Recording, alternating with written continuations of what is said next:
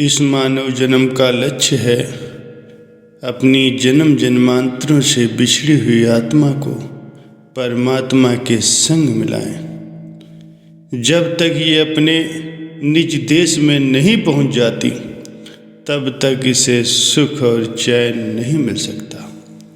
अपने घर को भूला हुआ प्राणी दर दर भटकता है, उसे कहीं भी स्थायी ठिकाना नहीं मिलता। जब कोई उस पर दया करके उसका हितैषी बनकर उसे मार्ग सुझाता है और वह उस मार्ग पर चल पड़ता है तो ठिकाने पर पहुंचकर उसे विश्राम मिलता है। भगवान श्री कृष्ण जी महाराज जी ने ध्यान साधना से अपने लक्ष्य पर पहुंचने का मार्ग बतलाया है। सूरत का सच्चा नाता एकमात्र शब्द के साथ है, लेकिन सूरत इस संबंध को भूलकर काल और माया के बस हो गई, मन और मन के विकारों में फंस गई। इसे मन और माया के बंधनों से मुक्त कराने के लिए भजन अभ्यास ही एकमात्र साधन है। सूरत को सद्गुरु के सार शब्द से जोड़ने का अभ्यास करना ही शब्दाभ्यास कहलाता है। जब तक सद्गुरु के शब्द का अभ्यास नहीं किया जाएगा, सूरत पर चढ़ी विकारों की मैल को धोया नहीं जा सकता। सद्गुरु के शब्द का अभ्यास करने से धीरे धीरे सूरत पर चढ़ी जन्म जन्मांतरों की गंदगी साफ होने लगती। काल और माया के सभी बंधनों से मुक्त होकर ध्यान में एकाग्र होकर उसकी सूरत ऊपर चढ़ने लगती है। जब सूरती शब्द में लीन हो जाती है तभी उसे शब्द से जुड़ी हुई कहते हैं। जब एक बार सूरती शब्द से जुड़ जाती है तो फिर धीरे धीरे अंतर्मुख करते हुए शब्द सूरत को ऊपर खींचकर अपने साथ ले जाता है, उसको निज धाम में पहुंचा देता है, जहाँ से शब्द उठता है और जहाँ से आरंभ होकर सूरत बिछुड़कर इस संसार में आई थी। अपने ठिकाने अर्थात निज धाम में पहुँचना ही सूरती शब्द योग है। सूरती शब्द योग का अभ्यास करने के लिए अभ्यास स्थान और इसकी विधि के संबंध में उपयोगी नियमों का वर्णन भगवान श्री कृष्ण जी महाराज जी करते हैं। कुसा हो अथवा मृगछाला, उसके ऊपर वस्त्र बिछावें। समतल स्वच्छ एकांत भूमि में निज आसन योगी बनावें। उस आसन पर बैठ के स्थिर मन में सभी विचार हटावें। अंतःकरण की शुद्धि हेतु योग अभ्यास में उसे लगावें। काया सिर गर्दन को रखे, पूर्णतः सीधा और निश्चल। नासिका के अग्रभाग पर ध्यान जमावे योगी प्रतिफल। ब्रह्मचर्य व्रत का पालन कर होवे भय और काम विहीन। अपने मन को वशीभूत कर रहे ध्यान में मेरे लीन। भगवान श्री कृष्ण जी फरमाते हैं कि भजन अभ्यास के लिए साधक जहाँ भी बैठे वो स्थान शुद्ध हो, स्वच्छ हो, एकांत में होना चाहिए। किसी पवित्र नदी का तीर, उपवन अथवा पवित्र वायुमंडल युक्त स्थान अभ्यास के लिए उपयुक्त है। यदि कोई इन स्थानों में न जाकर घर पर भी भजन अभ्यास करना चाहता है तो उसे वहाँ भी ऐसा ही स्थान चुनना चाहिए जो स्वच्छ हो, शोरगुल से रहित हो, एकांत हो। अभ्यास का स्थान प्रतिदिन बदलना नहीं चाहिए, अपितु यथोचित स्थान निश्चित करके प्रतिदिन उसी स्थान पर ही भजन अभ्यास करना चाहिए। प्रतिदिन के अभ्यास का समय भी निश्चित होना चाहिए और रुकावट आदि अधिक फेरबदल नहीं करना चाहिए। इस प्रकार नित्य प्रति नियमानुसार ध्यान पर बैठकर साधक को अपनी चित्त वृत्ति को एकाग्र करने का अभ्यास करना चाहिए। अभ्यास करते समय साधक को अपनी काया, सिर और गर्दन को सीधा रखना चाहिए। इससे मन की एकाग्रता में सहायता मिलती है। इसके उपरांत नेत्र बंद करके भूमध्य में अपनी दृष्टि को केंद्रित करना चाहिए अथवा नासिका के अग्रभाग पर अपनी दृष्टि जमानी चाहिए। ध्यान में सफलता प्राप्त करने के लिए साधक के लिए परम आवश्यक है कि वो मन, वचन और कर्म से ब्रह्मचर्य का पालन करें। उसके मन में विषय भोगों की किंचित मात्र भी वासना नहीं होनी चाहिए। इसके अतिरिक्त उसके मन में किसी भी प्रकार का भय भी नहीं होना चाहिए। निर्भय और शांत चित्त होकर उसे अपने मन को एकाग्र करके ध्यान अभ्यास करना चाहिए। साधक का आहार विहार, सोना जागना तथा अन्य सभी चेष्टाएं संतुलित और संयमित होनी चाहिए। उसे सारे दिन का एक निश्चित कार्यक्रम बनाकर प्रतिदिन नियम पूर्वक उसका पालन करना चाहिए।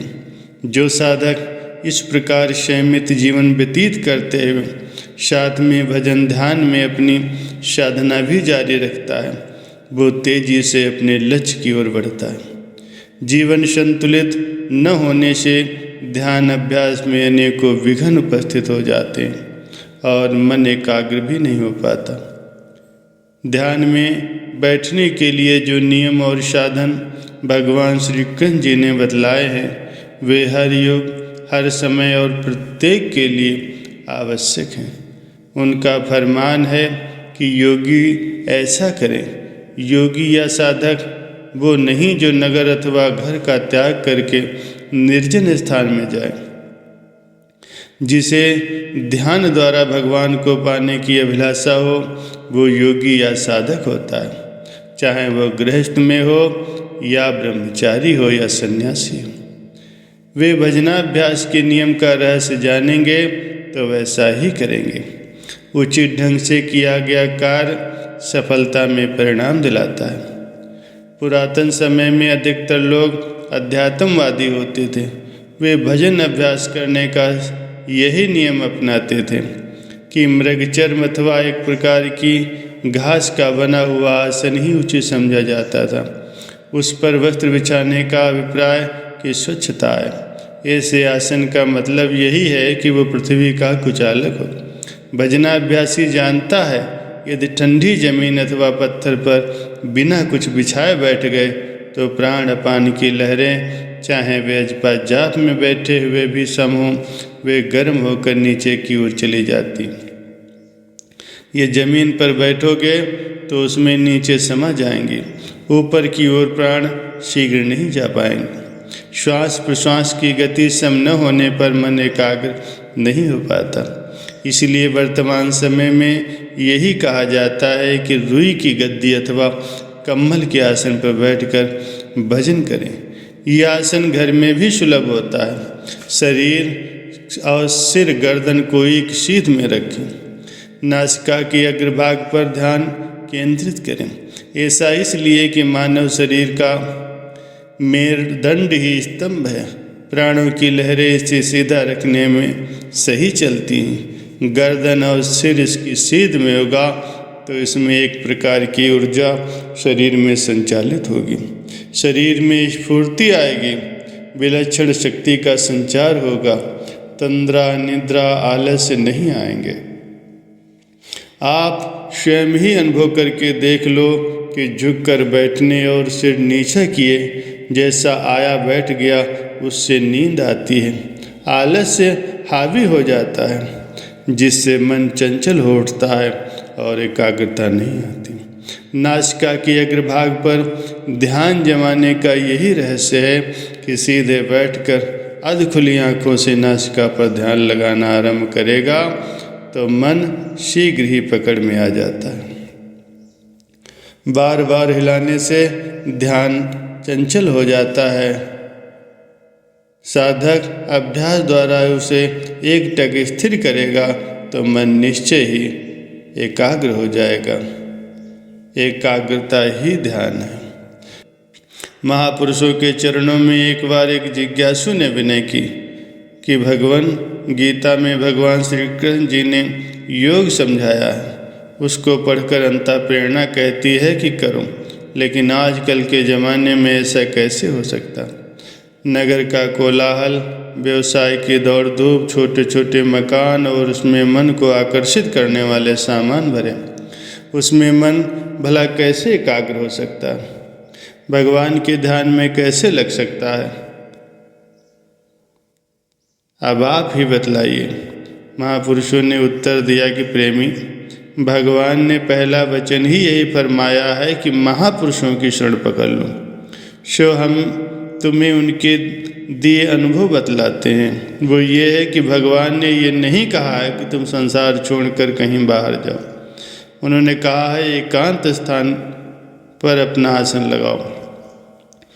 आपके मकान में रसोई घर, शौचालय आदि को दीवारों से अलग कर दिया गया है।